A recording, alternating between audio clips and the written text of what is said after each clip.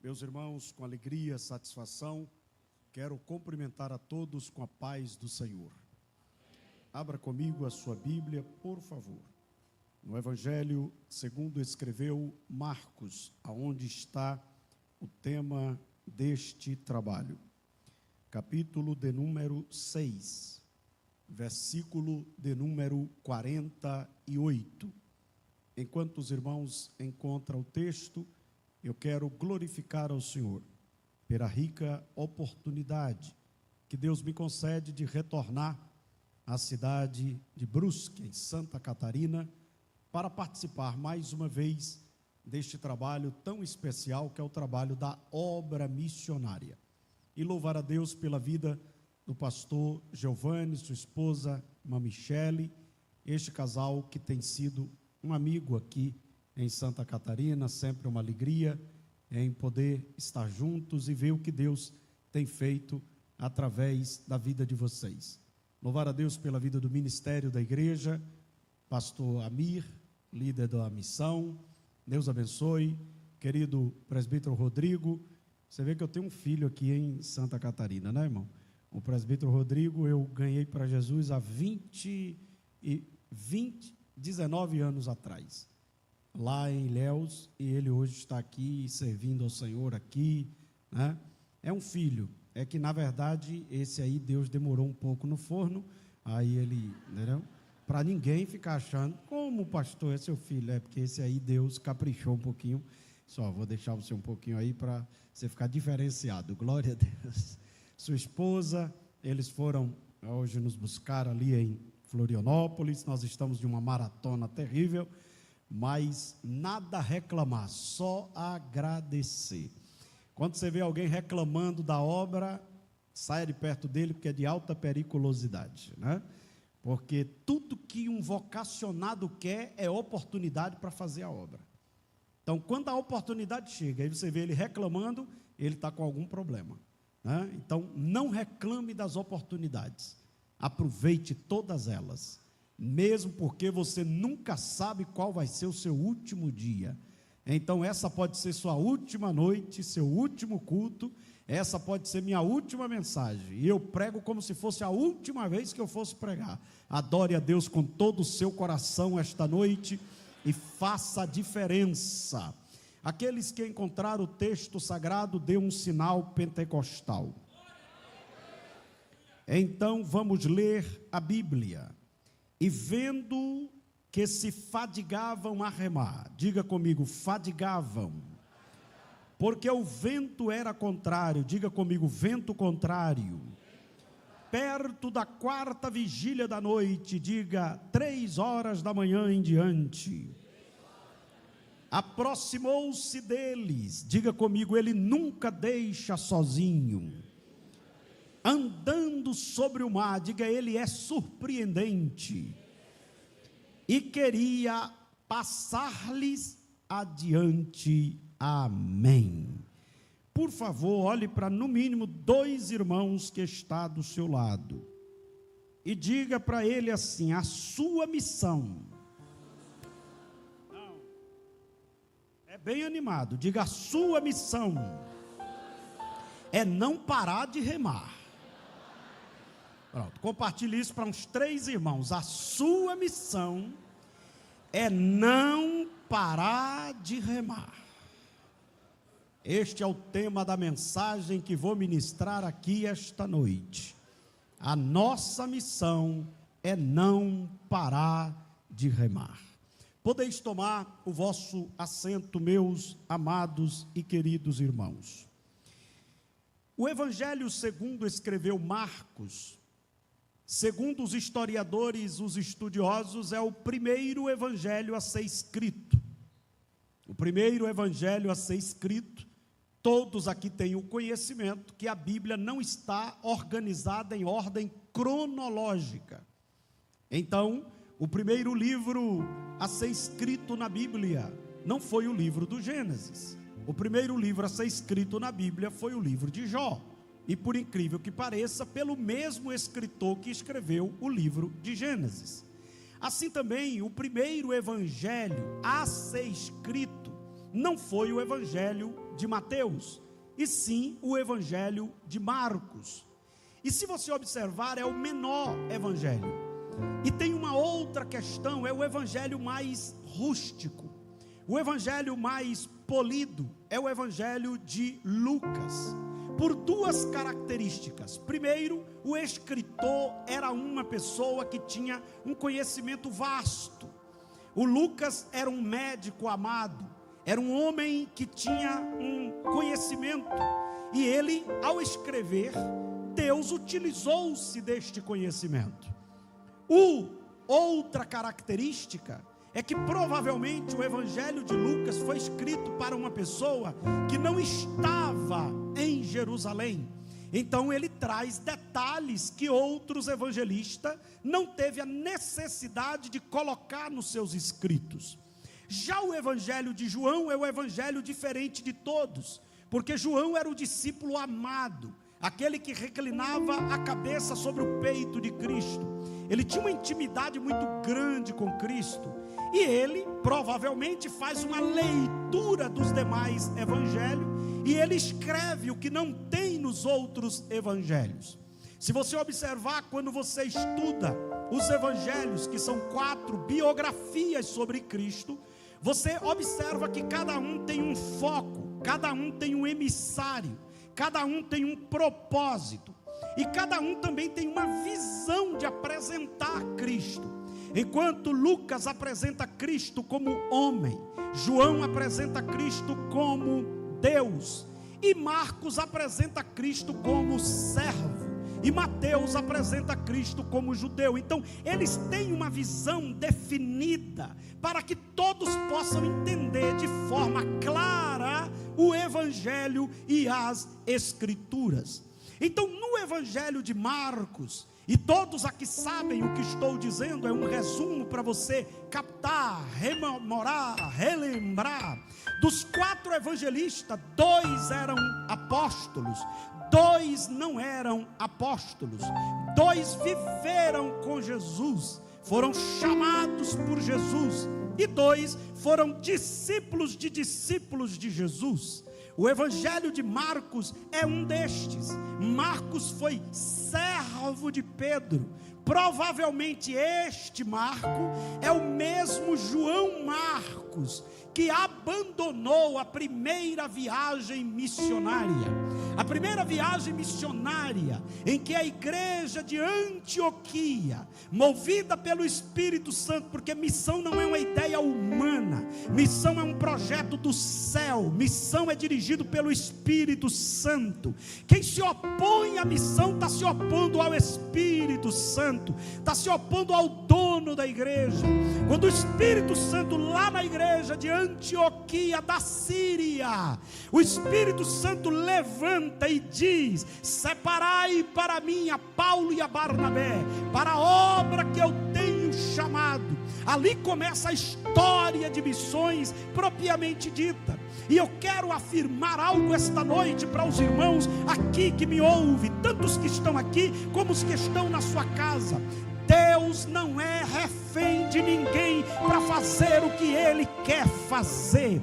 Deus faz, querendo você ou não. Deus faz, com você ou sem você. Deus faz, com o seu apoio e sem o seu apoio. Deus faz, com a sua oferta ou sem a sua oferta. Deus faz, porque Ele é Senhor dos senhores. E deixa eu afirmar para você já ir esquentando para dar glória, porque foi para isso que você veio aqui. Ele tem o controle de tudo na mão. Ele é desde a eternidade. Ele não precisa de mandato para estar sentado no trono. Ele é desde o princípio. E o profeta diz: operando Ele, ninguém pode impedir. E se você crê nisso, glorifique o nome do Senhor. Eu me lembro de uma história missionária, e eu tive agora com esse missionário que contou essa experiência, de que ele foi em um lugar, e a primeira vez que ele esteve lá, não tinha ido antes um missionário, um crente nesse lugar, e quando ele chega, ele descobre que os irmãos estão tudo batizados com o Espírito Santo, e ele pergunta, mas se não teve ninguém aqui, para fazer a missão, para pregar, como é que vocês estão batizados com o Espírito Santo? Aí os irmãos disseram, irmão, é uma missionária que a gente tem aqui. Eles não, mas você não disse que eu sou o primeiro missionário? É de carne e osso, porque essa missionária que a gente tem é um radinho, é um pendrive, porque naquele país era proibido entrar com Bíblia, e aí os irmãos sabem que agora recentemente morreu o contrabandista de Deus, que era o irmão André, que ele contrabandeava a Bíblia, mas nesse lugar nem Bíblia podia entrar. Aí eu amo quem está no Espírito, porque quem está no Espírito, se não dá de um jeito, ele faz de outro, mas não deixa de fazer.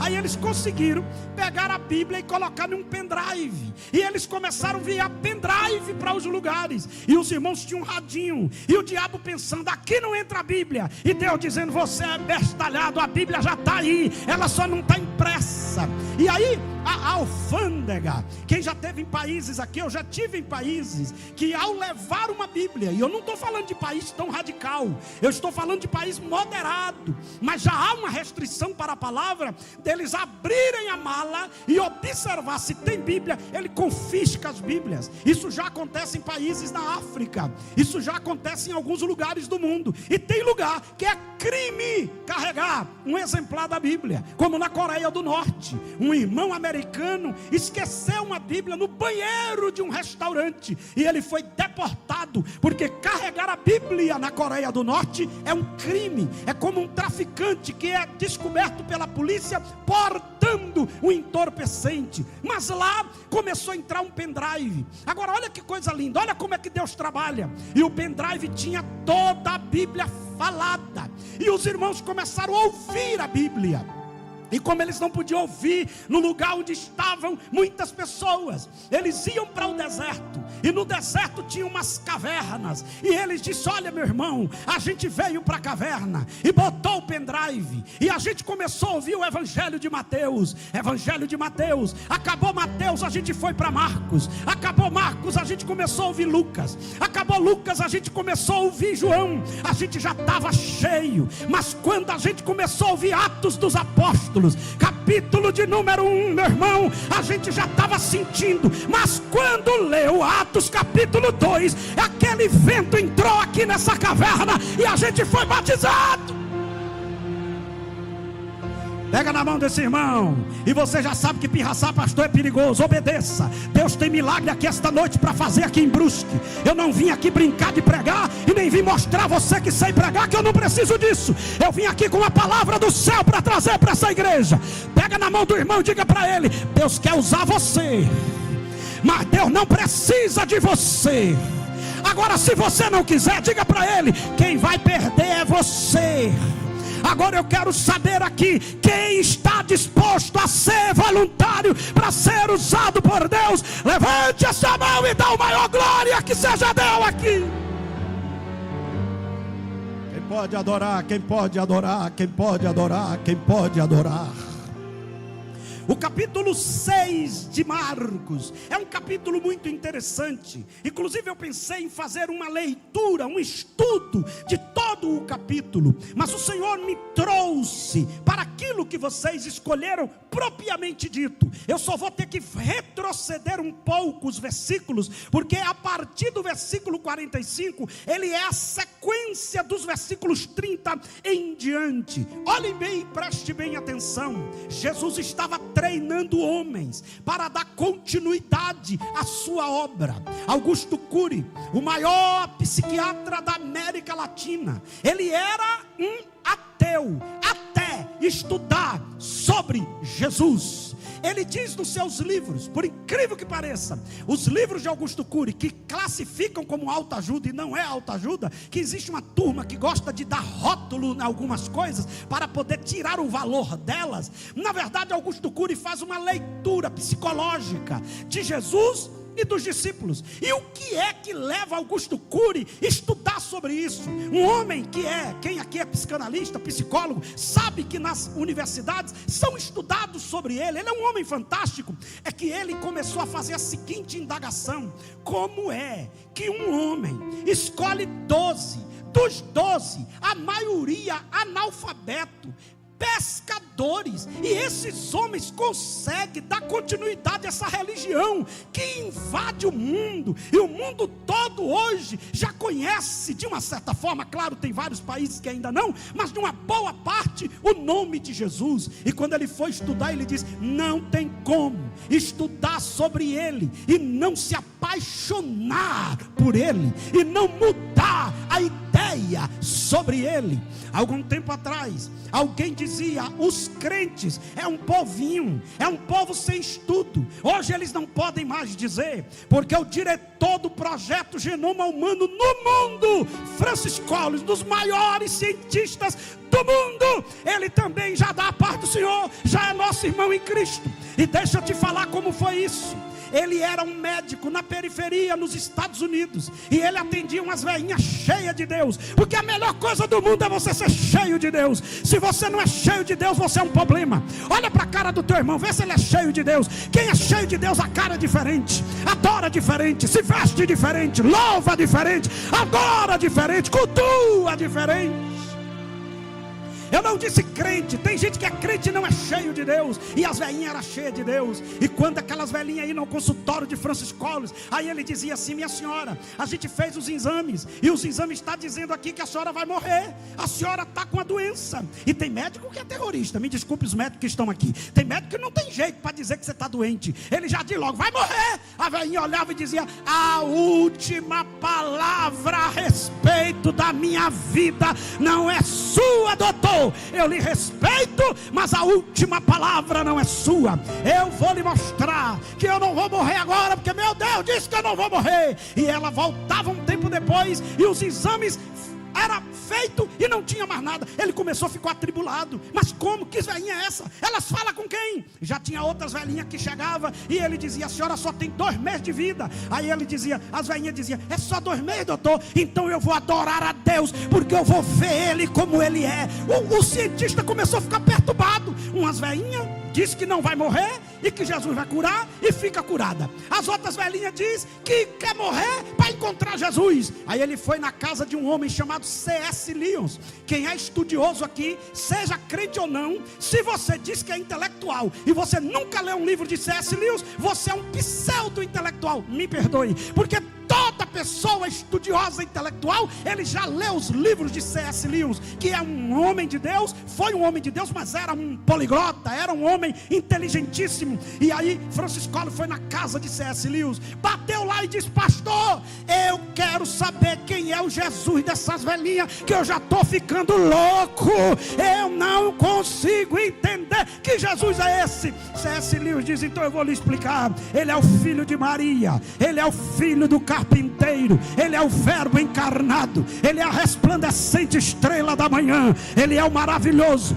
ele é o conselheiro, ele é o Deus forte, ele é o Pai da eternidade, ele é o repento de Jessé, ele é o que abre e ninguém fecha, ele é o que fecha e ninguém abre, ele é o que morreu, mas ao terceiro dia ressuscitou, está vivo.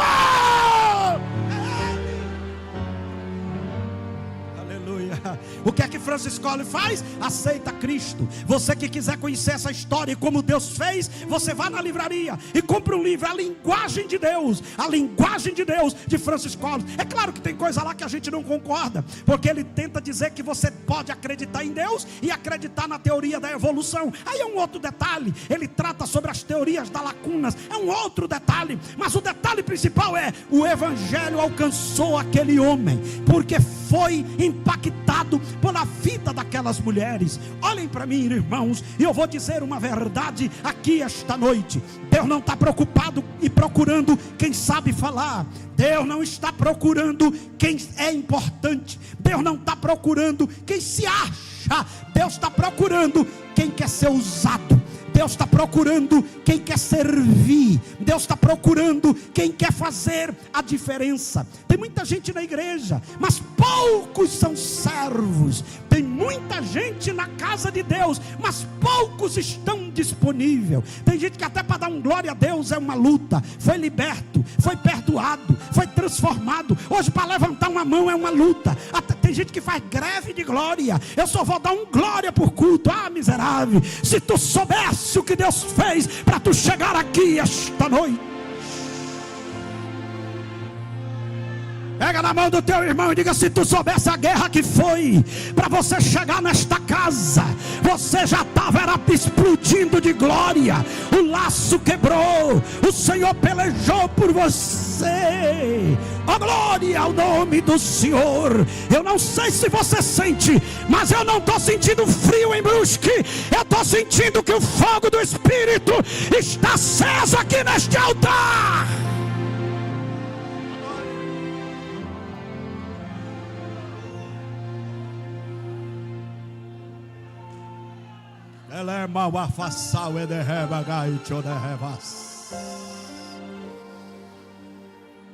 Escuta, Jesus recruta esses homens e diz a eles: irmã Michele, eu vou levar vocês a ter uma experiência. Tem gente querendo fazer obra de Deus, mas sem ter uma experiência profunda com Deus. Não vá não, não vá não, que você volta. Evangelho não é parque da diversão, não é o Disney. Evangelho não é mar de rosa. Evangelho é guerra. Imagina o diabo destruindo a vida de alguém e você chega lá no nome de Jesus e liberta aquela pessoa. Imagina a fúria do diabo. É guerra. Aí Deus diz: vou dar uma experiência a vocês. Por isso que eu disse que você tem que voltar um pouco no texto. E sabe o que Deus faz? Deus diz: vamos tirar férias. Tem uns irmãos que é contra férias. Inclusive tem uns irmãos que só faz trabalhar. Trabalha, não passeia, não desfruta, não aproveita, morre e deixa a viuvinha semi-nova e rica. Pronto. Viuvinha semi-nova e rica, até o choro é diferente. Outro Jesus, rápido. E você, bestalhado, não desfrutou. A vida não é só de trabalho. A vida, olha que coisa, o Filho de Deus, está escrito, é que tem gente que não lê o texto. Vocês estão cansados, vamos tirar férias. Eu viajo o mundo todo, pastorei uma igreja com mais de 40 igrejas. Eu lidero missões no estado da Bahia e no Nordeste. Mas minha família nunca vai dizer: meu marido não teve atenção para mim. Meus filhos nunca vai dizer: meu pai nunca viajou com a gente. E minha netinha que chegou agora, que eu com essa cara de menino já sou avô. Glória a Deus. Não entendi a risada, não entendi. Eu vou desconsiderar a provocação. Pegue na mão do seu irmão e diga: aproveite. Você nunca sabe quando sua senha vai ser chamada. Pode ir num bom restaurante, vá, só não deixe de ser fiel a Deus. Pode fazer uma visita, vá, só não deixe de cumprir o propósito. Pode descansar, aproveite, só não esqueça do seu chamado. Tem gente que se gaba: eu nunca tirei férias. Coitado. Se for pastor de igreja, coitado da igreja. Se for missionário, coitado do campo que ele trabalha. Eu tenho uma família de missionário na África. E a cada 2 anos, não dá para tirar férias todo ano, senão é um problema. Agora mesmo só para trazer eles 30 mil reais, só de passagem. Mas a cada 2 anos vem tirar férias. E as férias é 2 meses. Já que eu não dou férias todo ano, as férias é 2 meses. Agora férias de missionário é pregando, glória ao nome de Jesus, e também descansando. Jesus diz: vamos tirar férias. Aí os discípulos olham um para o outro: que maravilha, nós agora vamos descansar. Aí a Bíblia diz que o pessoal descobriu aonde Jesus foi tirar férias. Esse é o problema, irmão, né? É igual um dia que eu fui num lugar bem distante. Eu digo: aqui ninguém me conhece. Aí botei uma bermuda, botei uma camiseta e fui na praia. Eu digo: ninguém me conhece aqui. Glória a Deus, estou longe de tudo. E aí quando eu cheguei, estou vendo uma pessoa vindo de longe, olhando.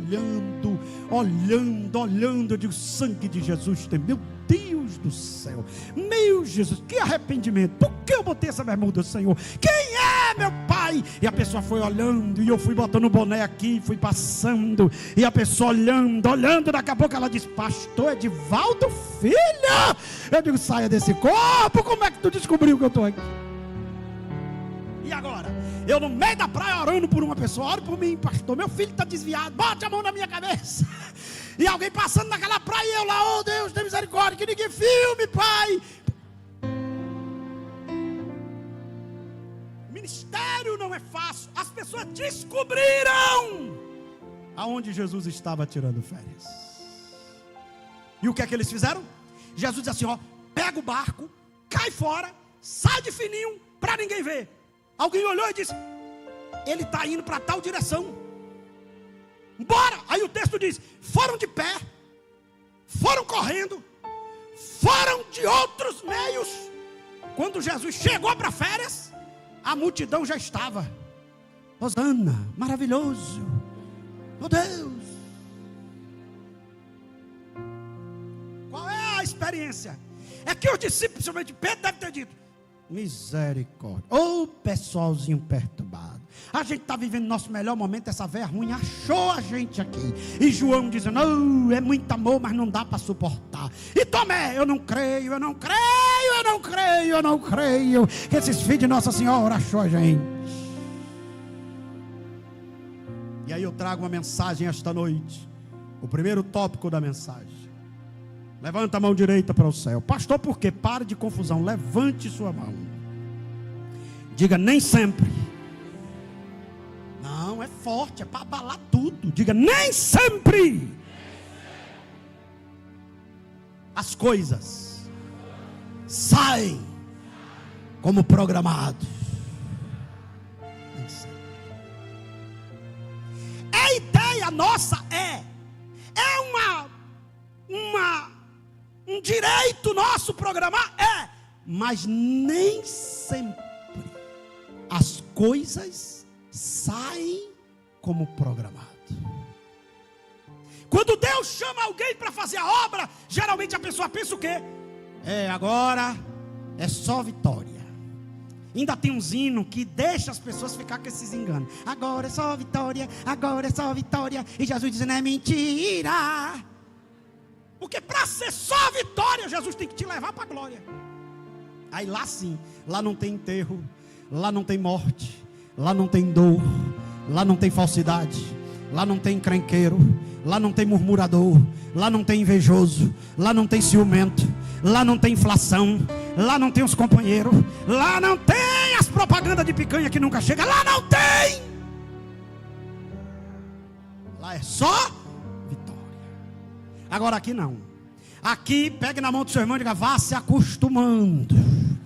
Aqui você vai ter que conviver com gente chata. Aqui você vai ter que trabalhar com gente problemática.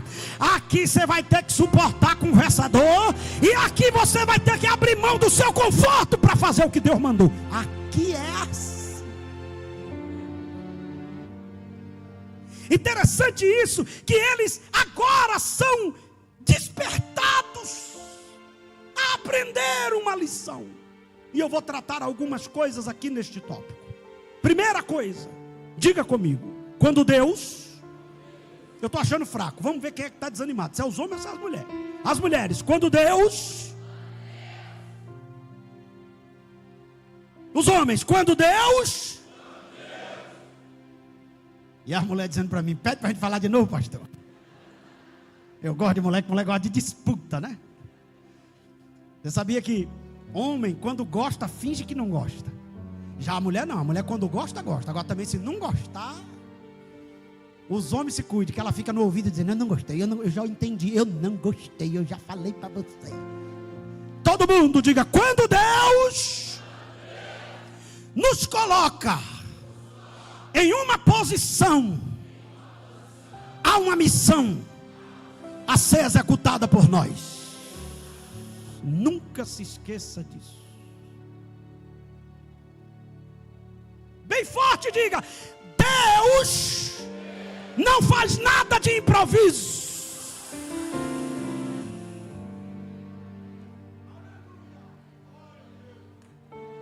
Às vezes a gente pensa assim: agora eu vou descansar. E Deus diz: não morreu ainda? Como é que vai descansar? Você já percebeu como é que Deus faz? Tem gente que a vida está toda arrumadinha, aí Deus chega com uma missão. E deixa eu falar uma coisa aqui, não me interprete mal. A missão de Deus para nós é como um furacão que tira tudo que a gente arrumou do lugar. Deus nunca tem como fazer o extraordinário sem antes tirar o ordinário do lugar. Deus primeiro mexe com o nosso conforto. Não existe missão com conforto.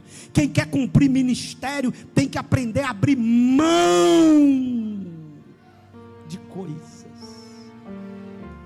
Um dia eu vi uma pessoa dizendo assim: eu viajei agora para a África, fui para o Zimbábue, aí eu peguei um pastor, levei comigo, e aí uma luta, sobe aeroporto, desce aeroporto, turbulência, avião quase cai, chega na fronteira, o cara não quer liberar a gente, eu faço uma oração, o cara libera, no outro lugar nem oração resolveu, eu peguei uma camisa da seleção, vesti a camisa da seleção abriu as portas, eu pensei que eles acharam que eu era um jogador, quiseram tirar foto, eu ainda fiz pose ainda, uma luta terrível.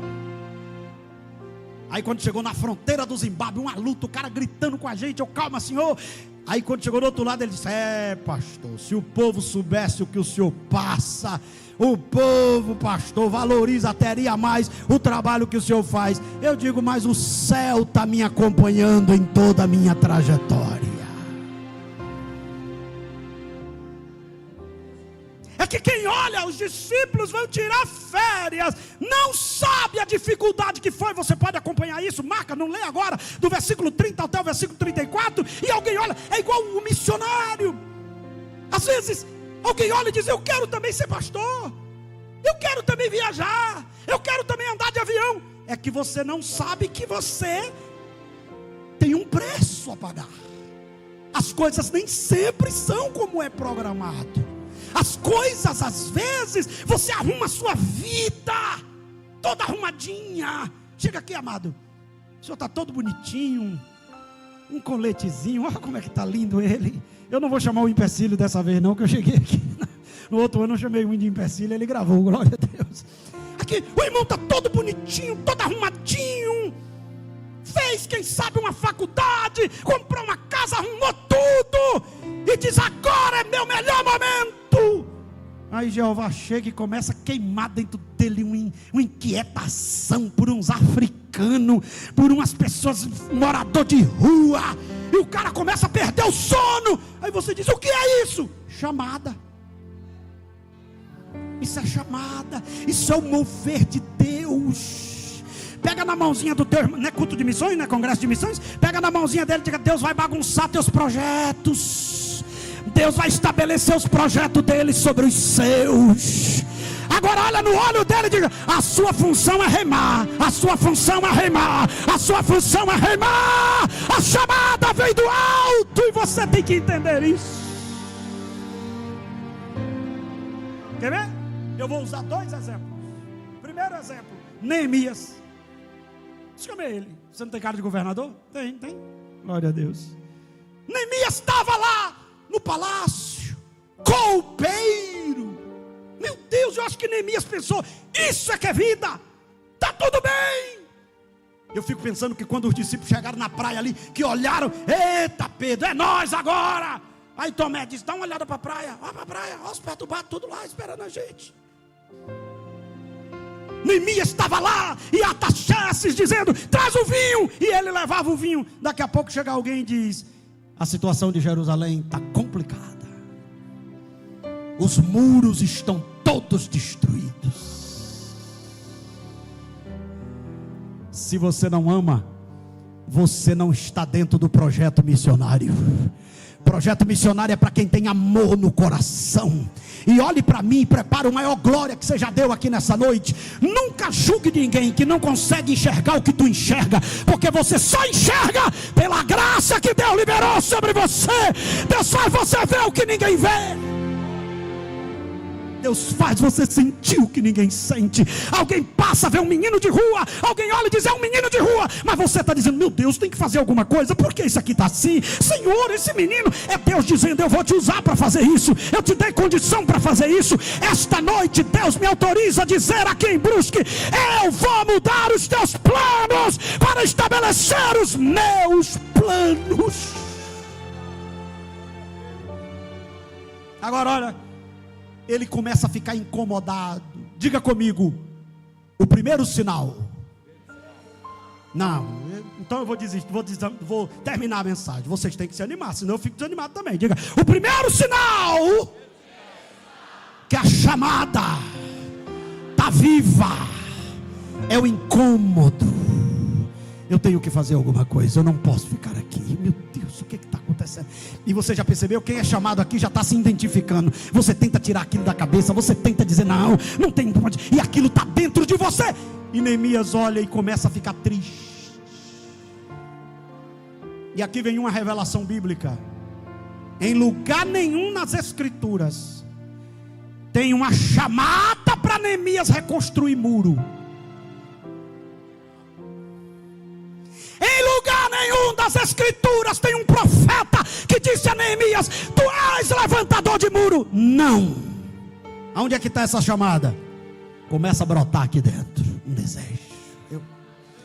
Senhor, aquilo ali mexe com ele, que quando ele vai servir o rei olha e diz: mas por que você está triste? Ele diz: como eu ficaria alegre em saber a situação do meu povo? Pegou carta e foi. E olhe para mim, às vezes a gente pensa que a gente vai fazer o que ninguém faz e todo mundo vai apoiar a gente. Os nossos maiores inimigos estão dentro da própria casa. Às vezes você se levanta para fazer algo para Deus, e quem é que primeiro te critica? É quem sempre esteve do teu lado. Às vezes é um irmão, às vezes é um obreiro, às vezes é gente que está fora da visão. Você se levanta. Por exemplo, se você compartilhar com quem está fora da visão: eu vou fazer, eu vou investir. Não, não se mete nisso não, não é assim não. Porque são pessoas frustradas que querem frustrar o projeto de Deus na sua vida. Mas o Senhor estava mexendo no coração de Neemias. Obrigado. E agora vai ter uma coisa aqui que o céu me autoriza a fazer. Feche os seus olhos. Feche os olhos. Faça essa oração comigo assim: Senhor, o meu projeto era descansar, mas se o Senhor tem um outro plano, eis-me aqui. Diga: o que eu não quero é pagar o preço por não atender o teu chamado. Diga: conta comigo, Senhor. E enquanto você está com os olhos fechados e o Espírito de Deus ministrando ao seu coração, eu recebo a autorização de Deus para liberar palavras proféticas, e quem tiver ligado, receba. Deus nunca muda nossos planos para pior. Deus tem sempre algo melhor para fazer. Deus estava dizendo aos discípulos: vai perder as férias, mas vai ver o que nunca viu, e vai sentir o que nunca sentiu, e vai provar o que nunca provou. E Deus está dizendo esta noite para pessoas aqui nesta cidade: eu vou tirar algumas coisas, mas também você vai desfrutar de coisas que ninguém da tua família desfrutou. Que coisa linda.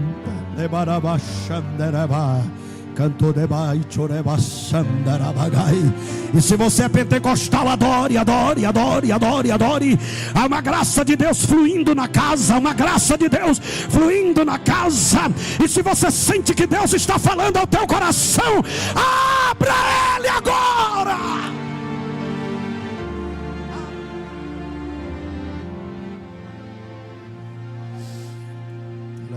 Achando que levas, toreva cancho dorevas, vai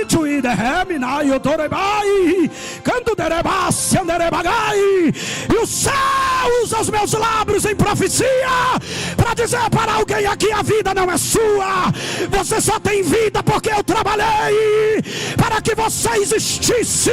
Então quem manda em você sou eu, não é você. Então abra mão dos seus projetos pelos meus.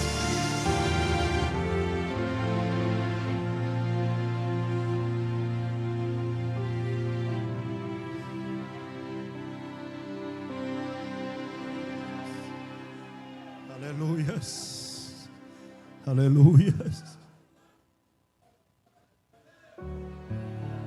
aleluias, aleluias,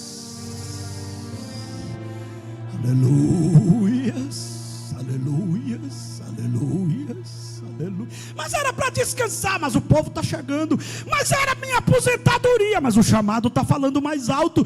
Mas era meu momento, mas as almas estão gritando. Mas eu achei que já era velho, mas ainda tem coisa para você fazer. Mas eu achei que estava perdido, mas o Senhor está dando novo começo.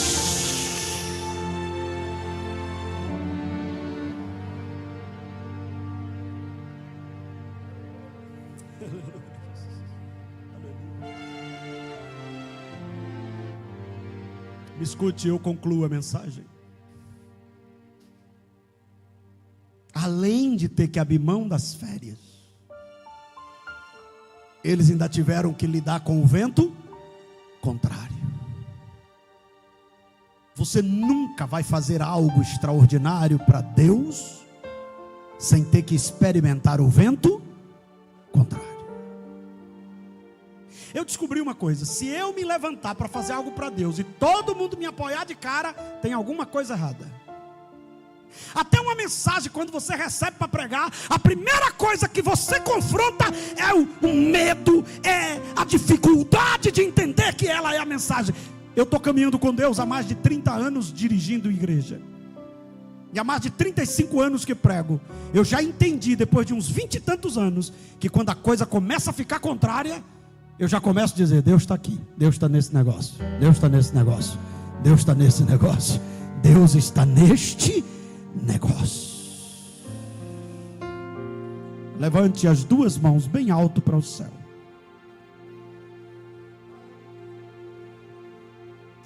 Tempera essa garganta e enche esse pulmão de ar para falar bem forte. Diga comigo: nem tudo vamos entender. Mais uma vez: nem tudo vamos entender. Pega na mãozinha do irmão e diga: a chamada é dele, mas tem coisa que a gente não vai entender. Fazer algumas perguntinhas aqui, vocês me respondem. Quem foi que mandou os discípulos entrar no barco? Jesus. Os discípulos obedeceram, pastor Giovanni? Obedeceu. E foi tudo bem? Não. Vento contrário. Vento contrário. Aí você pergunta para mim: pastor, por que vento contrário? Pergunta aí: por que vento contrário, pastor? Não, eu não entrego revelações profundas para gente desanimada. Não, a revelação tem seu preço. Bora, pergunta de novo: por que vento contrário, pastor? Olha para o seu irmão e diga: porque sem eles a gente não tem experiência.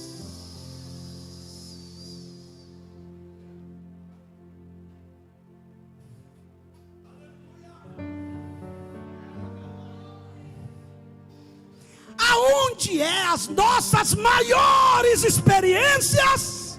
No vento contrário. Porque no vento contrário a gente não tem argumento. No vento contrário falta nossas habilidades. E quando falta tudo, a gente cai aos pés de quem? Dele. E quando a gente cai aos pés dele, ele faz o quê? Milagre. E quando ele faz milagre, a gente faz o quê? Tem experiência. Vamos ver um exemplo aqui? Quem chamou Moisés para libertar o povo de Israel do Egito? Deus. E sabe o que Deus faz? Vai na frente e diz a Faraó para não liberar.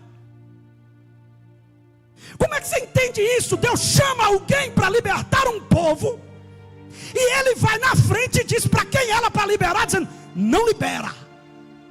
Sabe o que Deus estava dizendo? Eu quero mostrar a você e a ele que eu não preciso da liberação dele para tirar o meu povo. Não entendeu? Eu vou dizer de novo: Deus não precisa da aprovação de ninguém para te levantar. Deus não precisa do aval de ninguém para te usar. Deus não precisa do aval de ninguém para fazer o que Ele disse que vai fazer. E quem acredita nisso, joga essa mão para cima e dá a maior glória que você já deu aqui nesta noite. Faraó a mim podia dizer assim: fui eu que liberei. Deus disse: não, eu vou endurecer seu coração para provar a você que eu tiro o povo de lá, querendo você ou não.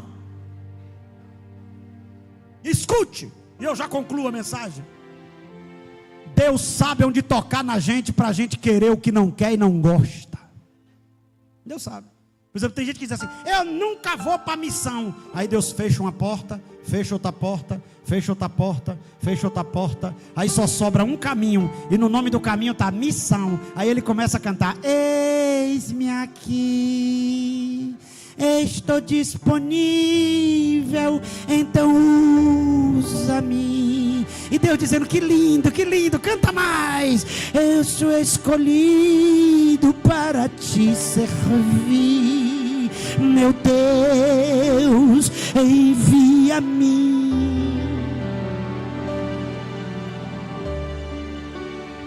Um dia eu fui pregar num lugar e Deus me deu uma palavra missionária para dar a uma senhora, uma jovem, em um lugar perto lá da onde eu moro, há muitos anos atrás. Aí eu dei a palavra de Deus para ela, ela disse: pastor, eu tenho direito de escolha, diga para Deus que eu não quero.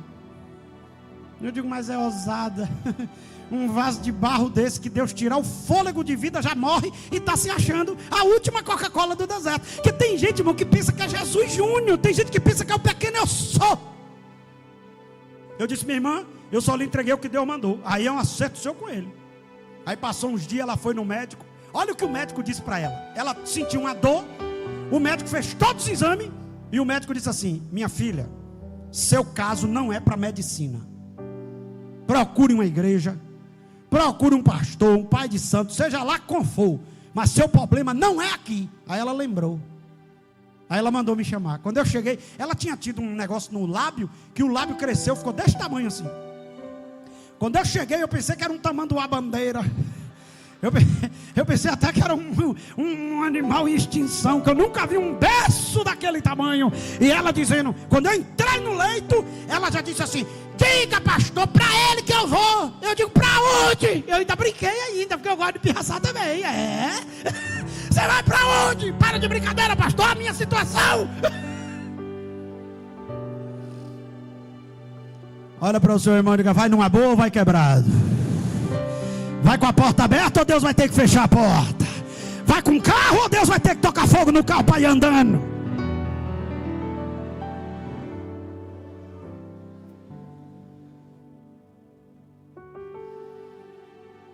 Se coloque de pé, por favor. Amanhã tem mais. O caldo grosso fica para amanhã. Bota a Bíblia no banco, o menino debaixo do banco fica com as mãos livres. Pega na mão dele com toda a autoridade do irmão que está do teu lado e diga para ele assim: a sua missão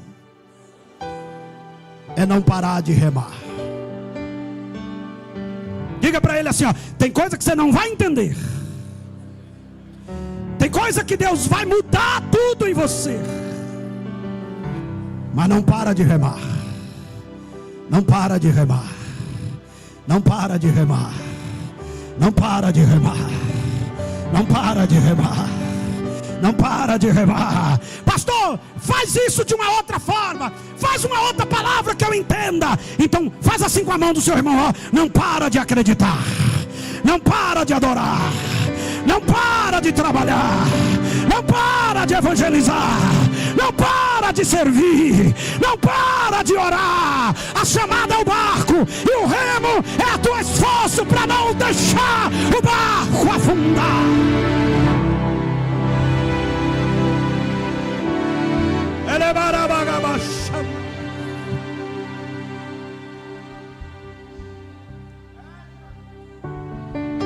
coisa que eu preciso fazer aqui, eu não gosto de fazer, mas quando eu sinto de fazer, eu faço. Você que esta noite, meus irmãos, com alegria, satisfação, quero cumprimentar a todos com a paz do Senhor. Abra comigo a sua Bíblia, por favor. No Evangelho segundo escreveu Marcos, aonde está o tema deste trabalho. Capítulo de número 6, versículo de número 48. Enquanto os irmãos encontram o texto, eu quero glorificar ao Senhor pela rica oportunidade que Deus me concede de retornar à cidade de Brusque, em Santa Catarina, para participar mais uma vez deste trabalho tão especial que é o trabalho da obra missionária. E louvar a Deus pela vida do pastor Giovanni, sua esposa, irmã Michele, este casal que tem sido um amigo aqui em Santa Catarina, sempre uma alegria em poder estar juntos e ver o que Deus tem feito através da vida de vocês. Louvar a Deus pela vida do ministério da igreja, pastor Amir, líder da missão, Deus abençoe, querido presbítero Rodrigo. Você vê que eu tenho um filho aqui em Santa Catarina, né, irmão? O presbítero Rodrigo eu ganhei para Jesus há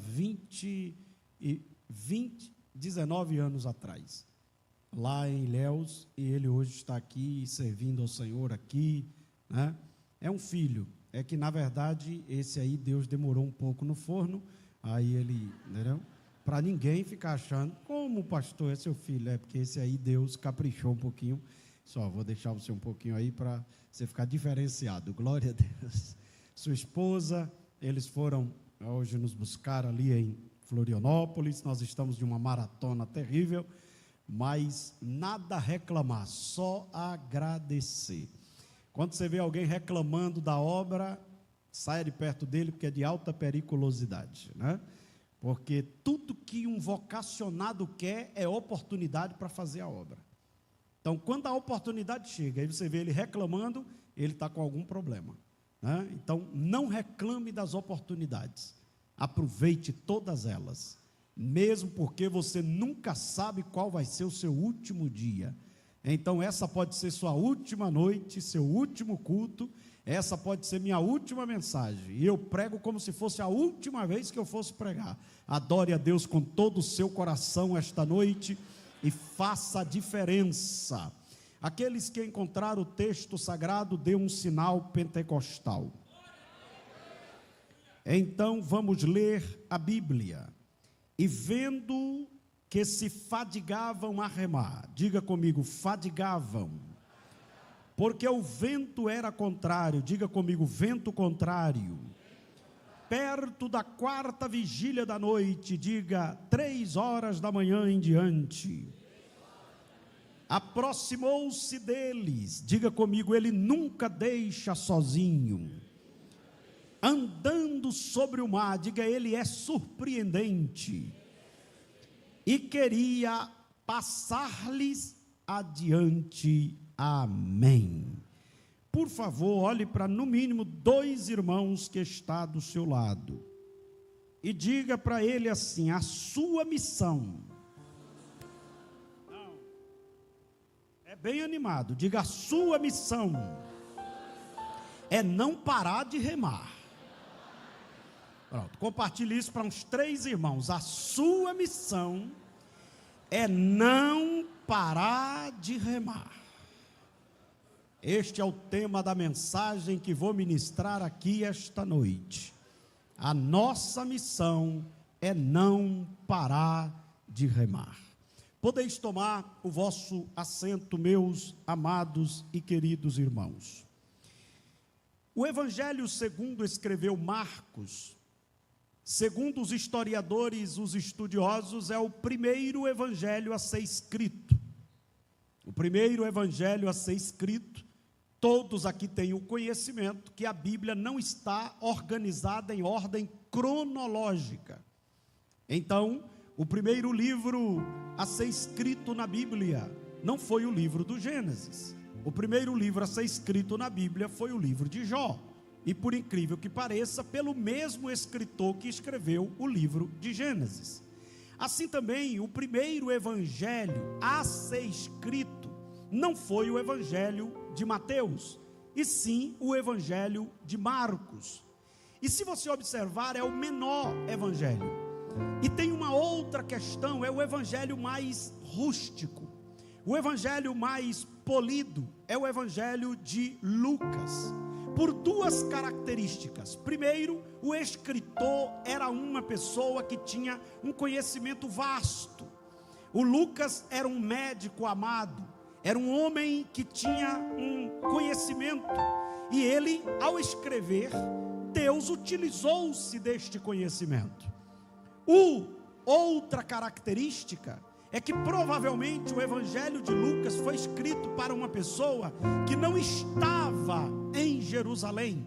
Então ele traz detalhes que outros evangelistas não teve a necessidade de colocar nos seus escritos. Já o evangelho de João é o evangelho diferente de todos, porque João era o discípulo amado, aquele que reclinava a cabeça sobre o peito de Cristo. Ele tinha uma intimidade muito grande com Cristo, e ele provavelmente faz uma leitura dos demais evangelhos, e ele escreve o que não tem nos outros evangelhos. Se você observar, quando você estuda os evangelhos, que são 4 biografias sobre Cristo, você observa que cada um tem um foco, cada um tem um emissário, cada um tem um propósito, e cada um também tem uma visão de apresentar Cristo. Enquanto Lucas apresenta Cristo como homem, João apresenta Cristo como Deus, e Marcos apresenta Cristo como servo, e Mateus apresenta Cristo como judeu. Então eles têm uma visão definida, para que todos possam entender de forma clara o evangelho e as escrituras. Então, no evangelho de Marcos, e todos aqui sabem o que estou dizendo, é um resumo para você captar, rememorar, relembrar. Dos 4 evangelistas, 2 eram apóstolos, 2 não eram apóstolos, 2 viveram com Jesus, foram chamados por Jesus, e 2 foram discípulos de Jesus. O evangelho de Marcos é um destes. Marcos foi servo de Pedro. Provavelmente este Marco é o mesmo João Marcos que abandonou a primeira viagem missionária. A primeira viagem missionária em que a igreja de Antioquia, movida pelo Espírito Santo, porque missão não é uma ideia humana, missão é um projeto do céu, missão é dirigido pelo Espírito Santo. Quem se opõe à missão está se opondo ao Espírito Santo, está se opondo ao dono da igreja. Quando o Espírito Santo, lá na igreja de Antioquia da Síria, o Espírito Santo levanta e diz: separai para mim a Paulo e a Barnabé, para a obra que eu tenho chamado. Ali começa a história de missões propriamente dita. E eu quero afirmar algo esta noite para os irmãos aqui que me ouvem, tantos que estão aqui como os que estão na sua casa. Deus não é refém de ninguém para fazer o que Ele quer fazer. Deus faz, querendo você ou não. Deus faz, com você ou sem você. Deus faz, com o seu apoio e sem o seu apoio. Deus faz, com a sua oferta ou sem a sua oferta. Deus faz, porque Ele é Senhor dos senhores. E deixa eu afirmar para você já ir esquentando para dar glória, porque foi para isso que você veio aqui. Ele tem o controle de tudo na mão. Ele é desde a eternidade. Ele não precisa de mandato para estar sentado no trono. Ele é desde o princípio. E o profeta diz: operando Ele, ninguém pode impedir. E se você crê nisso, glorifique o nome do Senhor. Eu me lembro de uma história missionária, e eu tive agora com esse missionário que contou essa experiência, de que ele foi em um lugar, e a primeira vez que ele esteve lá, não tinha ido antes um missionário, um crente nesse lugar, e quando ele chega, ele descobre que os irmãos estão tudo batizados com o Espírito Santo, e ele pergunta, mas se não teve ninguém aqui, para fazer a missão, para pregar, como é que vocês estão batizados com o Espírito Santo? Aí os irmãos disseram, irmão, é uma missionária que a gente tem aqui. Eles não, mas você não disse que eu sou o primeiro missionário? É de carne e osso, porque essa missionária que a gente tem é um radinho, é um pendrive, porque naquele país era proibido entrar com Bíblia, e aí os irmãos sabem que agora recentemente morreu o contrabandista de Deus, que era o irmão André, que ele contrabandeava a Bíblia, mas nesse lugar nem Bíblia podia entrar. Aí eu amo quem está no Espírito, porque quem está no Espírito, se não dá de um jeito, ele faz de outro, mas não deixa de fazer. Aí eles conseguiram pegar a Bíblia e colocar num pendrive, e eles começaram a enviar pendrive para os lugares, e os irmãos tinham um radinho, e o diabo pensando, aqui não entra a Bíblia, e Deus dizendo, você é bestalhado, a Bíblia já está aí, ela só não está impressa. E aí a alfândega, quem já teve em países aqui, eu já tive em países, que ao levar uma Bíblia, e eu não estou falando de país tão radical, eu estou falando de país moderado, mas já há uma restrição para a palavra, deles abrirem a mala e observar se tem Bíblia, ele confisca as Bíblias. Isso já acontece em países da África, isso já acontece em alguns lugares do mundo, e tem lugar que é crime carregar um exemplar da Bíblia, como na Coreia do Norte, um irmão americano esqueceu uma Bíblia no banheiro de um restaurante, e ele foi deportado, porque carregar a Bíblia na Coreia do Norte é um crime, é como um traficante que é descoberto pela polícia portando um entorpecente. Mas lá começou a entrar um pendrive. Agora olha que coisa linda, olha como é que Deus trabalha. E o pendrive tinha toda a Bíblia falada, e os irmãos começaram a ouvir a Bíblia.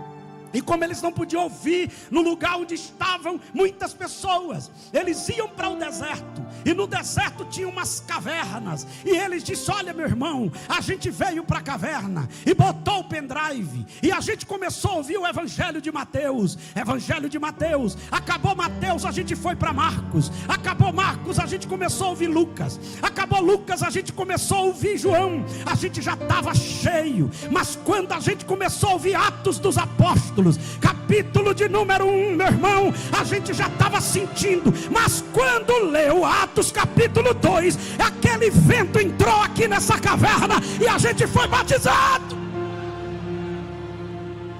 Pega na mão desse irmão, e você já sabe que pirraçar pastor é perigoso, obedeça. Deus tem milagre aqui esta noite para fazer aqui em Brusque. Eu não vim aqui brincar de pregar, e nem vim mostrar a você que sei pregar, que eu não preciso disso. Eu vim aqui com a palavra do céu para trazer para essa igreja. Pega na mão do irmão e diga para ele, Deus quer usar você, mas Deus não precisa de você. Agora se você não quiser, diga para ele, quem vai perder é você.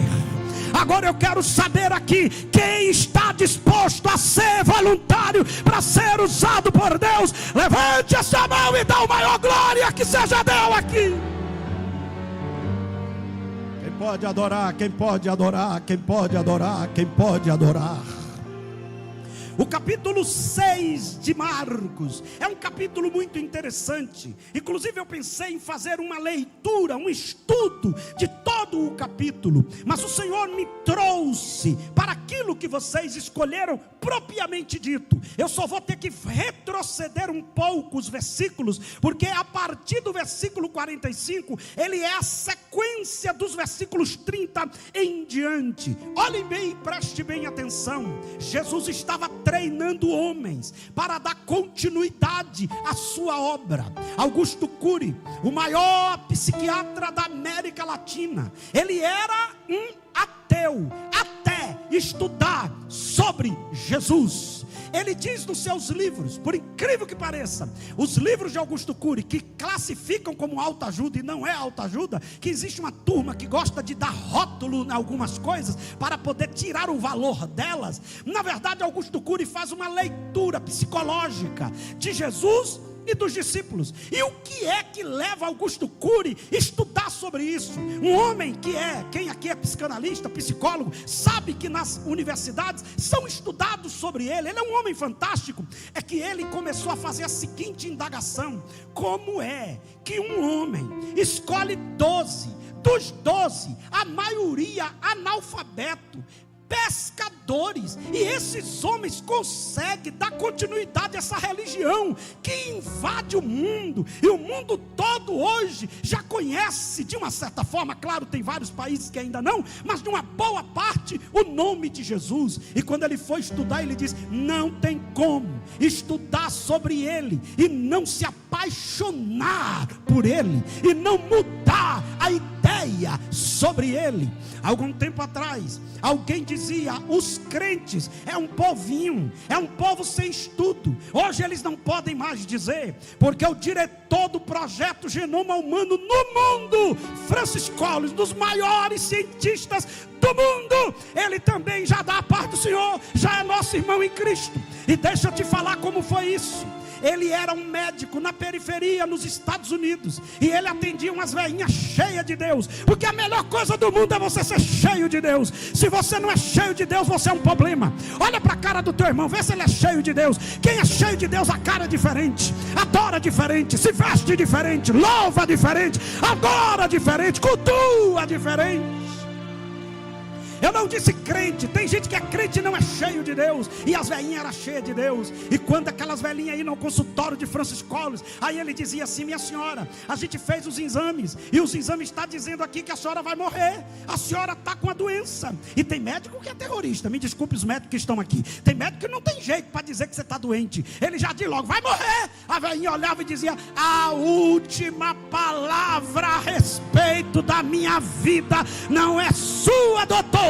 Eu lhe respeito, mas a última palavra não é sua. Eu vou lhe mostrar que eu não vou morrer agora, porque meu Deus disse que eu não vou morrer. E ela voltava um tempo depois, e os exames era feito e não tinha mais nada. Ele começou a ficar atribulado. Mas como? Que velhinha é essa? Elas falam com quem? Já tinha outras velhinhas que chegavam, e ele dizia: a senhora só tem 2 meses de vida. Aí ele dizia, as velhinhas diziam: é só 2 meses, doutor? Então eu vou adorar a Deus, porque eu vou ver ele como ele é.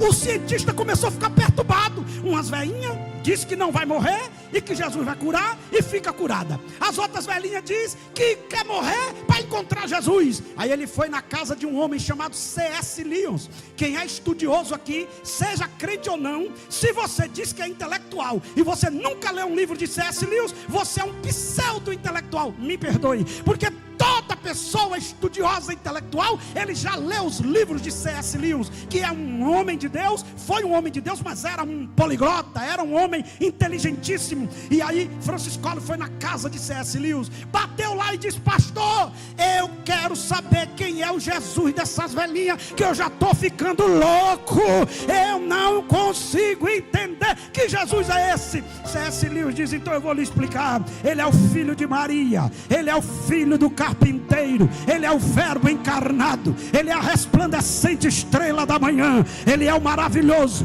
ele é o conselheiro, ele é o Deus forte, ele é o Pai da eternidade, ele é o repento de Jessé, ele é o que abre e ninguém fecha, ele é o que fecha e ninguém abre, ele é o que morreu, mas ao terceiro dia ressuscitou, está vivo.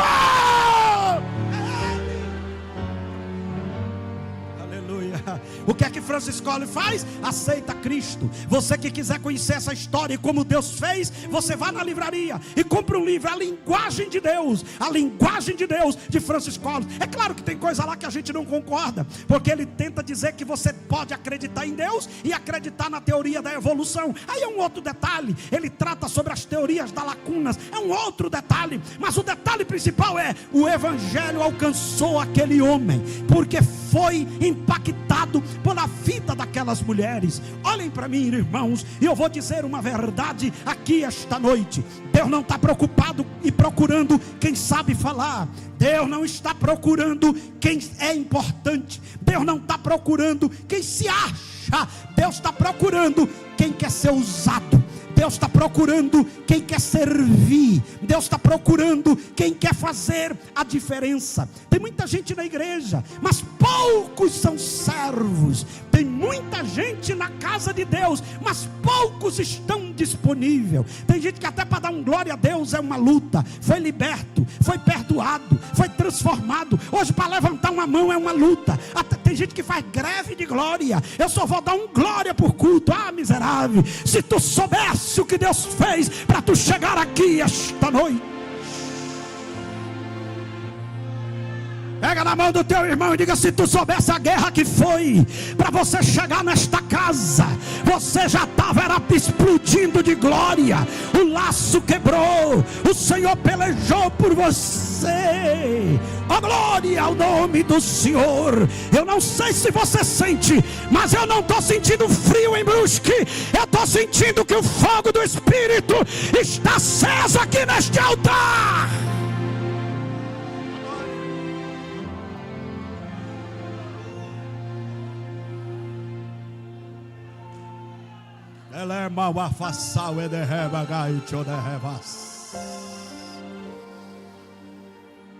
Escuta, Jesus recruta esses homens e diz a eles: irmã Michele, eu vou levar vocês a ter uma experiência. Tem gente querendo fazer obra de Deus, mas sem ter uma experiência profunda com Deus. Não vá não, não vá não, que você volta. Evangelho não é parque da diversão, não é o Disney. Evangelho não é mar de rosa. Evangelho é guerra. Imagina o diabo destruindo a vida de alguém e você chega lá no nome de Jesus e liberta aquela pessoa. Imagina a fúria do diabo. É guerra. Aí Deus diz: vou dar uma experiência a vocês. Por isso que eu disse que você tem que voltar um pouco no texto. E sabe o que Deus faz? Deus diz: vamos tirar férias. Tem uns irmãos que é contra férias. Inclusive tem uns irmãos que só faz trabalhar. Trabalha, não passeia, não desfruta, não aproveita, morre e deixa a viuvinha semi-nova e rica. Pronto. Viuvinha semi-nova e rica, até o choro é diferente. Outro Jesus, rápido, e você, bestalhado, não desfrutou. A vida não é só de trabalho. A vida, olha que coisa, o Filho de Deus, está escrito, é que tem gente que não lê o texto. Vocês estão cansados, vamos tirar férias. Eu viajo o mundo todo, pastorei uma igreja com mais de 40 igrejas. Eu lidero missões no estado da Bahia e no Nordeste. Mas minha família nunca vai dizer: meu marido não teve atenção para mim. Meus filhos nunca vai dizer: meu pai nunca viajou com a gente. E minha netinha que chegou agora, que eu com essa cara de menino já sou avô. Glória a Deus. Não entendi a risada, não entendi. Eu vou desconsiderar a provocação. Pegue na mão do seu irmão e diga: aproveite. Você nunca sabe quando sua senha vai ser chamada. Pode ir num bom restaurante, vá, só não deixe de ser fiel a Deus. Pode fazer uma visita, vá, só não deixe de cumprir o propósito. Pode descansar, aproveite, só não esqueça do seu chamado. Tem gente que se gaba: eu nunca tirei férias. Coitado, se for pastor de igreja, coitado da igreja. Se for missionário, coitado do campo que ele trabalha. Eu tenho uma família de missionário na África. E a cada 2 anos, não dá para tirar férias todo ano, senão é um problema. Agora mesmo só para trazer eles 30 mil reais, só de passagem. Mas a cada 2 anos vem tirar férias. E as férias é 2 meses. Já que eu não dou férias todo ano, as férias é 2 meses. Agora férias de missionário é pregando, glória ao nome de Jesus, e também descansando. Jesus diz: vamos tirar férias. Aí os discípulos olham um para o outro: que maravilha, nós agora vamos descansar. Aí a Bíblia diz que o pessoal descobriu aonde Jesus foi tirar férias. Esse é o problema, irmão, né? É igual um dia que eu fui num lugar bem distante. Eu digo: aqui ninguém me conhece. Aí botei uma bermuda, botei uma camiseta e fui na praia. Eu digo: ninguém me conhece aqui. Glória a Deus, estou longe de tudo. E aí quando eu cheguei, estou vendo uma pessoa vindo de longe, olhando. Eu digo, sangue de Jesus tem. Meu Deus do céu, meu Jesus, que arrependimento. Por que eu botei essa bermuda, Senhor? Quem é, meu Pai? E a pessoa foi olhando, e eu fui botando o boné aqui, fui passando, e a pessoa olhando, daqui a pouco ela diz, pastor Edivaldo, filha. Eu digo, saia desse corpo. Como é que tu descobriu que eu estou aqui? E agora? Eu no meio da praia orando por uma pessoa, ore por mim, pastor, meu filho está desviado, bote a mão na minha cabeça. E alguém passando naquela praia e eu lá, oh Deus, tem misericórdia, que ninguém filme, Pai. Ministério não é fácil. As pessoas descobriram aonde Jesus estava tirando férias. E o que é que eles fizeram? Jesus disse assim, ó, pega o barco, cai fora, sai de fininho, para ninguém ver. Alguém olhou e disse, ele está indo para tal direção, bora. Aí o texto diz, foram de pé, foram correndo, foram de outros meios. Quando Jesus chegou para férias, a multidão já estava, Hosana, maravilhoso, meu Deus. Qual é a experiência? É que os discípulos, principalmente Pedro, devem ter dito, misericórdia, ô pessoalzinho perturbado, a gente está vivendo nosso melhor momento, essa véia ruim achou a gente aqui. E João dizendo, oh, é muito amor, mas não dá para suportar. E Tomé, eu não creio que esses filhos de Nossa Senhora achou a gente. E aí eu trago uma mensagem esta noite, o primeiro tópico da mensagem. Levanta a mão direita para o céu. Pastor, por quê? Pare de confusão. Levante sua mão. Diga, nem sempre. Não, é forte, é para abalar tudo. Diga, nem sempre. As coisas saem como programado.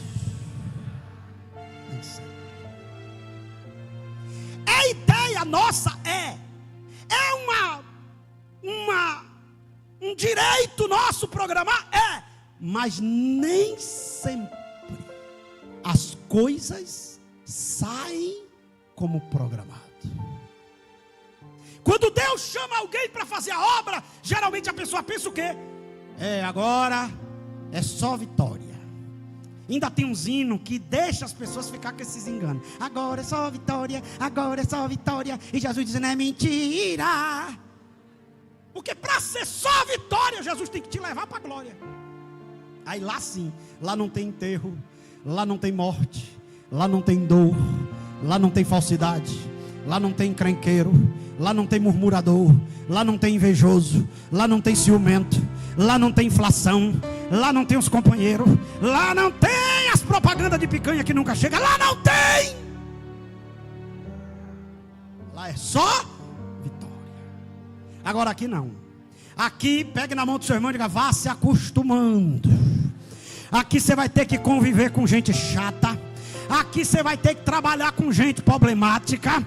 Aqui você vai ter que suportar conversador. E aqui você vai ter que abrir mão do seu conforto para fazer o que Deus mandou. Aqui é assim. Interessante isso, que eles agora são despertados a aprender uma lição. E eu vou tratar algumas coisas aqui neste tópico. Primeira coisa, diga comigo. Quando Deus, eu estou achando fraco, vamos ver quem é que está desanimado, se é os homens ou se é as mulheres. As mulheres, quando Deus, os homens, quando Deus, e as mulheres dizendo para mim, pede para a gente falar de novo, pastor. Eu gosto de mulher gosta de disputa, né? Você sabia que homem, quando gosta, finge que não gosta. Já a mulher não, a mulher quando gosta, gosta. Agora também se não gostar, os homens se cuidem, que ela fica no ouvido dizendo, eu não gostei, eu já entendi, eu não gostei, eu já falei para você.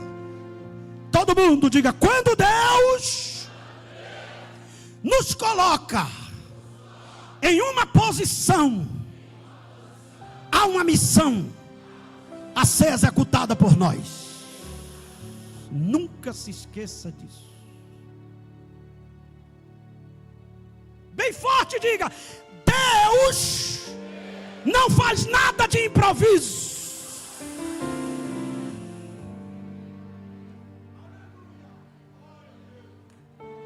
Às vezes a gente pensa assim: agora eu vou descansar. E Deus diz: não morreu ainda? Como é que vai descansar? Você já percebeu como é que Deus faz? Tem gente que a vida está toda arrumadinha, aí Deus chega com uma missão. E deixa eu falar uma coisa aqui, não me interprete mal. A missão de Deus para nós é como um furacão que tira tudo que a gente arrumou do lugar. Deus nunca tem como fazer o extraordinário sem antes tirar o ordinário do lugar. Deus primeiro mexe com o nosso conforto. Não existe missão com conforto. Quem quer cumprir ministério tem que aprender a abrir mão de coisas. Um dia eu vi uma pessoa dizendo assim: eu viajei agora para a África, fui para o Zimbábue, aí eu peguei um pastor, levei comigo, e aí uma luta, sobe aeroporto, desce aeroporto, turbulência, avião quase cai, chega na fronteira, o cara não quer liberar a gente, eu faço uma oração, o cara libera, no outro lugar nem oração resolveu, eu peguei uma camisa da seleção, vesti a camisa da seleção abriu as portas, eu pensei que eles acharam que eu era um jogador, quiseram tirar foto, eu ainda fiz pose ainda, uma luta terrível. Aí quando chegou na fronteira do Zimbábue, uma luta, o cara gritando com a gente, eu: calma, senhor. Aí quando chegou do outro lado, ele disse: pastor, se o povo soubesse o que o senhor passa, o povo, pastor, valoriza, teria mais o trabalho que o senhor faz. Eu digo: mas o céu está me acompanhando em toda a minha trajetória. É que quem olha, os discípulos vão tirar férias, não sabe a dificuldade que foi. Você pode acompanhar isso, marca, não lê agora, do versículo 30 até o versículo 34, e alguém olha, é igual um missionário. Às vezes, alguém olha e diz: eu quero também ser pastor, eu quero também viajar, eu quero também andar de avião. É que você não sabe que você tem um preço a pagar. As coisas nem sempre são como é programado. As coisas, às vezes, você arruma a sua vida toda arrumadinha. Chega aqui, amado, o senhor está todo bonitinho, um coletezinho, olha como é que está lindo ele. Eu não vou chamar o empecilho dessa vez não, que eu cheguei aqui no outro ano, eu chamei o de empecilho, ele gravou, glória a Deus. Aqui, o irmão está todo bonitinho, todo arrumadinho, fez, quem sabe, uma faculdade, comprou uma casa, arrumou tudo, e diz: agora é meu melhor momento. Aí Jeová chega e começa a queimar dentro dele uma inquietação por uns africanos, por umas pessoas, morador de rua, e o cara começa a perder o sono. Aí você diz: o que é isso? Chamada. Isso é chamada, isso é o mover de Deus. Pega na mãozinha do teu irmão, não é culto de missões, não é congresso de missões, pega na mãozinha dele e diga: Deus vai bagunçar teus projetos, Deus vai estabelecer os projetos dele sobre os seus. Agora olha no olho dele e diga: a sua função é remar, a sua função é remar, a sua função é remar. A chamada vem do alto e você tem que entender isso. Quer ver? Eu vou usar dois exemplos. Primeiro exemplo, Neemias. Chamei ele. Você não tem cara de governador? Tem. Glória a Deus. Neemias estava lá no palácio, copeiro. Meu Deus, eu acho que Neemias pensou: isso é que é vida, está tudo bem. Eu fico pensando que quando os discípulos chegaram na praia ali, que olharam: eita Pedro, é nós agora. Aí Tomé disse: dá uma olhada para a praia, olha para a praia, olha os perturbados tudo lá esperando a gente. Neemias estava lá e Artaxerxes dizendo: traz o vinho, e ele levava o vinho. Daqui a pouco chega alguém e diz: a situação de Jerusalém está complicada, os muros estão todos destruídos. Se você não ama, você não está dentro do projeto missionário. Projeto missionário é para quem tem amor no coração. E olhe para mim e prepare a maior glória que você já deu aqui nessa noite. Nunca julgue ninguém que não consegue enxergar o que tu enxerga, porque você só enxerga pela graça que Deus liberou sobre você. Deus faz você ver o que ninguém vê. Deus faz você sentir o que ninguém sente. Alguém passa, vê um menino de rua, alguém olha e diz: é um menino de rua, mas você está dizendo: meu Deus, tem que fazer alguma coisa, por que isso aqui está assim? Senhor, esse menino, é Deus dizendo: eu vou te usar para fazer isso, eu te dei condição para fazer isso. Esta noite Deus me autoriza a dizer aqui em Brusque: eu vou mudar os teus planos para estabelecer os meus planos. Agora olha, ele começa a ficar incomodado. Diga comigo: o primeiro sinal. Não, então eu vou desistir, vou terminar a mensagem. Vocês têm que se animar, senão eu fico desanimado também. Diga: o primeiro sinal que a chamada está viva é o incômodo. Eu tenho que fazer alguma coisa, eu não posso ficar aqui. Meu Deus, o que está acontecendo? E você já percebeu? Quem é chamado aqui já está se identificando. Você tenta tirar aquilo da cabeça, você tenta dizer: não, não tem onde. E aquilo está dentro de você. E Neemias olha e começa a ficar triste. E aqui vem uma revelação bíblica. Em lugar nenhum nas Escrituras tem uma chamada para Neemias reconstruir muro. Em lugar nenhum das Escrituras tem um profeta que disse a Neemias: tu és levantador de muro. Não. Aonde é que está essa chamada? Começa a brotar aqui dentro um desejo. Senhor, aquilo ali mexe com ele, que quando ele vai servir o rei olha e diz: mas por que você está triste? Ele diz: como eu ficaria alegre em saber a situação do meu povo? Pegou carta e foi. E olhe para mim, às vezes a gente pensa que a gente vai fazer o que ninguém faz e todo mundo vai apoiar a gente. Os nossos maiores inimigos estão dentro da própria casa. Às vezes você se levanta para fazer algo para Deus, e quem é que primeiro te critica? É quem sempre esteve do teu lado. Às vezes é um irmão, às vezes é um obreiro, às vezes é gente que está fora da visão. Você se levanta. Por exemplo, se você compartilhar com quem está fora da visão: eu vou fazer, eu vou investir. Não se mete nisso não, não é assim não. Porque são pessoas frustradas que querem frustrar o projeto de Deus na sua vida. Mas o Senhor estava mexendo no coração de Neemias. Obrigado. E agora vai ter uma coisa aqui que o céu me autoriza a fazer. Feche os seus olhos. Feche os olhos. Faça essa oração comigo assim: Senhor, o meu projeto era descansar, mas se o Senhor tem um outro plano, eis-me aqui. Diga: o que eu não quero é pagar o preço por não atender o teu chamado. Diga: conta comigo, Senhor. E enquanto você está com os olhos fechados e o Espírito de Deus ministrando ao seu coração, eu recebo a autorização de Deus para liberar palavras proféticas, e quem tiver ligado, receba. Deus nunca muda nossos planos para pior. Deus tem sempre algo melhor para fazer. Deus estava dizendo aos discípulos: vai perder as férias, mas vai ver o que nunca viu, e vai sentir o que nunca sentiu, e vai provar o que nunca provou. E Deus está dizendo esta noite para pessoas aqui nesta cidade: eu vou tirar algumas coisas, mas também você vai desfrutar de coisas que ninguém da tua família desfrutou. Que coisa linda.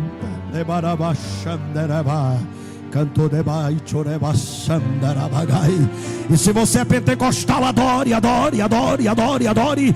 Há uma graça de Deus fluindo na casa, uma graça de Deus fluindo na casa. E se você sente que Deus está falando ao teu coração, abra ele agora.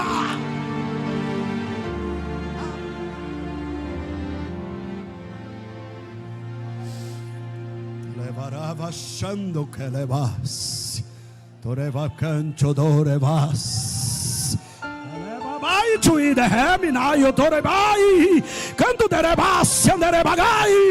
E o céu usa os meus lábios em profecia para dizer para alguém aqui: a vida não é sua, você só tem vida porque eu trabalhei para que você existisse. Então quem manda em você sou eu, não é você. Então abra mão dos seus projetos pelos meus.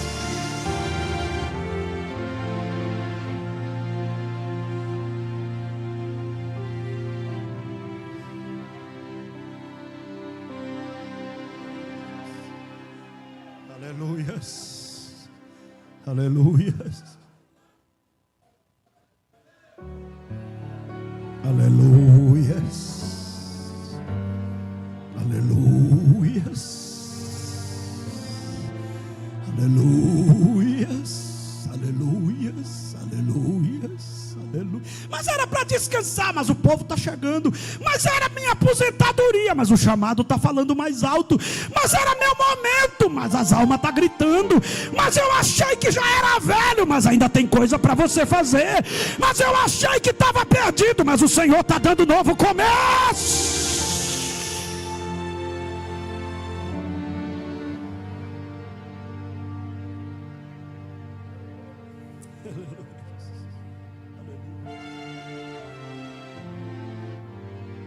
Me escute, eu concluo a mensagem. Além de ter que abrir mão das férias, eles ainda tiveram que lidar com o vento contrário. Você nunca vai fazer algo extraordinário para Deus sem ter que experimentar o vento contrário. Eu descobri uma coisa: se eu me levantar para fazer algo para Deus e todo mundo me apoiar de cara, tem alguma coisa errada. Até uma mensagem, quando você recebe para pregar, a primeira coisa que você confronta é o medo, é a dificuldade de entender que ela é a mensagem. Eu estou caminhando com Deus há mais de 30 anos dirigindo igreja, e há mais de 35 anos que prego.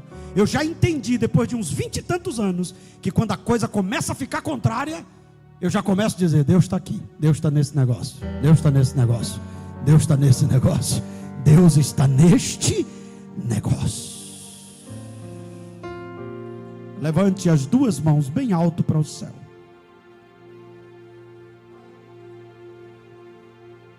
Tempera essa garganta e enche esse pulmão de ar para falar bem forte. Diga comigo: nem tudo vamos entender. Mais uma vez: nem tudo vamos entender. Pega na mãozinha do irmão e diga: a chamada é dele, mas tem coisa que a gente não vai entender. Fazer algumas perguntinhas aqui, vocês me respondem. Quem foi que mandou os discípulos entrar no barco? Jesus. Os discípulos obedeceram, pastor Giovanni? Obedeceu. E foi tudo bem? Não. Vento contrário. Vento contrário. Aí você pergunta para mim: pastor, por que vento contrário? Pergunta aí: por que vento contrário, pastor? Não, eu não entrego revelações profundas para gente desanimada.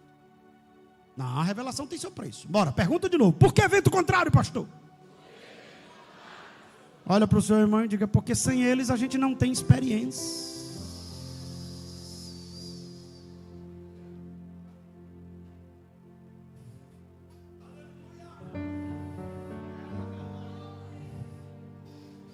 Aonde é as nossas maiores experiências? No vento contrário. Porque no vento contrário a gente não tem argumento. No vento contrário falta nossas habilidades. E quando falta tudo, a gente cai aos pés de quem? Dele. E quando a gente cai aos pés dele, ele faz o quê? Milagre. E quando ele faz milagre, a gente faz o quê? Tem experiência. Vamos ver um exemplo aqui? Quem chamou Moisés para libertar o povo de Israel do Egito? Deus. E sabe o que Deus faz? Vai na frente e diz a Faraó para não liberar. Como é que você entende isso? Deus chama alguém para libertar um povo, E ele vai na frente e diz para quem ela para liberar, dizendo: não libera. Sabe o que Deus estava dizendo? Eu quero mostrar a você e a ele que eu não preciso da liberação dele para tirar o meu povo. Não entendeu? Eu vou dizer de novo: Deus não precisa da aprovação de ninguém para te levantar. Deus não precisa do aval de ninguém para te usar. Deus não precisa do aval de ninguém para fazer o que Ele disse que vai fazer. E quem acredita nisso, joga essa mão para cima e dá a maior glória que você já deu aqui nesta noite.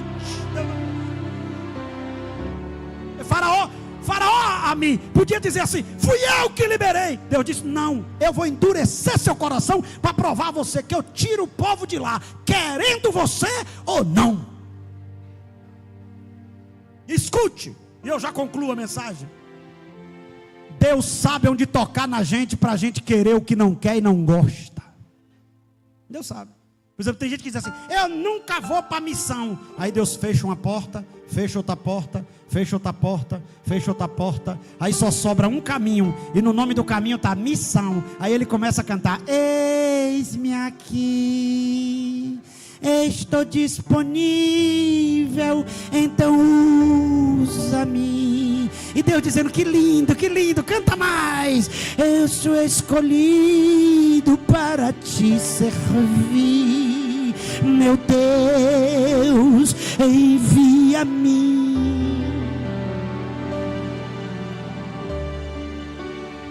Um dia eu fui pregar num lugar e Deus me deu uma palavra missionária para dar a uma senhora, uma jovem, em um lugar perto lá da onde eu moro, há muitos anos atrás. Aí eu dei a palavra de Deus para ela. Ela disse: pastor, eu tenho direito de escolha, diga para Deus que eu não quero. Eu digo: mas é ousada. Um vaso de barro desse, que Deus tirar o fôlego de vida, já morre e está se achando a última Coca-Cola do deserto. Porque tem gente, irmão, que pensa que é Jesus Júnior. Tem gente que pensa que é o pequeno eu sou. Eu disse: minha irmã, eu só lhe entreguei o que Deus mandou. Aí é um acerto seu com ele. Aí passou uns dias, ela foi no médico. Olha o que o médico disse para ela. Ela sentiu uma dor.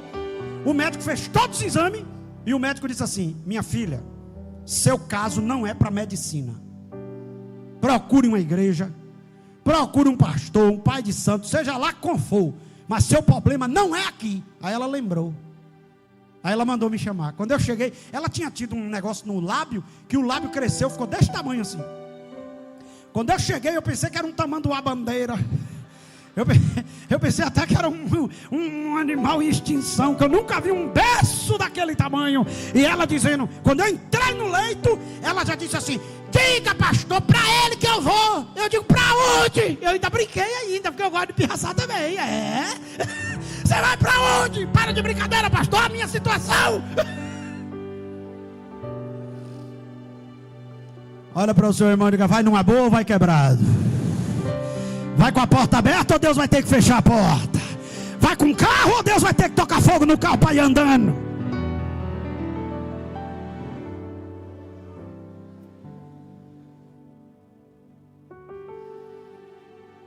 Se coloque de pé, por favor. Amanhã tem mais. O caldo grosso fica para amanhã. Bota a Bíblia no banco. O menino debaixo do banco fica com as mãos livres. Pega na mão dele com toda a autoridade do irmão que está do teu lado e diga para ele assim: a sua missão é não parar de remar. Diga para ele assim: ó, tem coisa que você não vai entender, tem coisa que Deus vai mudar tudo em você, mas não para de remar. Não para de remar. Não para de remar. Não para de remar. Não para de remar. Não para de remar. Pastor, faz isso de uma outra forma. Faz uma outra palavra que eu entenda. Então faz assim com a mão do seu irmão, ó. Não para de acreditar. Não para de adorar. Não para de trabalhar. Não para de evangelizar. Não para de servir. Não para de orar. A chamada é o barco, e o remo é o teu esforço para não deixar o barco afundar.